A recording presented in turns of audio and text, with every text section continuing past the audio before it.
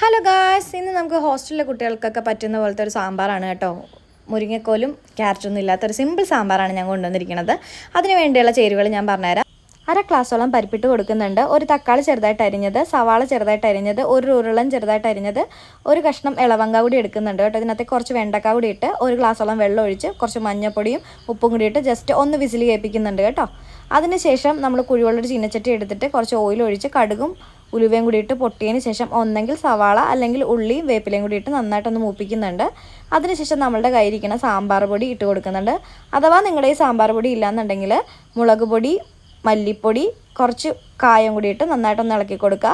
മൂത്തതിന് ശേഷം നമ്മൾ വേവിച്ച് വെച്ചിരിക്കുന്ന വെജിറ്റബിൾ ഇതിനകത്തേക്ക് ചേർത്ത് കൊടുക്കുക. നമ്മുടെ കഷ്ണങ്ങൾ ഇട്ടതിന് ശേഷം നിങ്ങൾക്ക് കൊഴുപ്പുള്ള നല്ല സാമ്പാർ വേണമെന്നുണ്ടെങ്കിൽ ജസ്റ്റ് ഒന്ന് കഷ്ണങ്ങളൊന്ന് ഉടച്ച് കൊടുക്കുക. ഇല്ല ഇച്ചിരി ലൂസായിട്ടാണ് വേണ്ടതെന്നുണ്ടെങ്കിൽ ജസ്റ്റ് ഇച്ചിരി പറ്റിയതിന് ശേഷം നമുക്ക് ഗ്യാസ് ഓഫ് ആക്കാം. അപ്പം നിങ്ങളൊന്ന് ട്രൈ ചെയ്തിട്ട് കമൻറ്റ് പറയണം.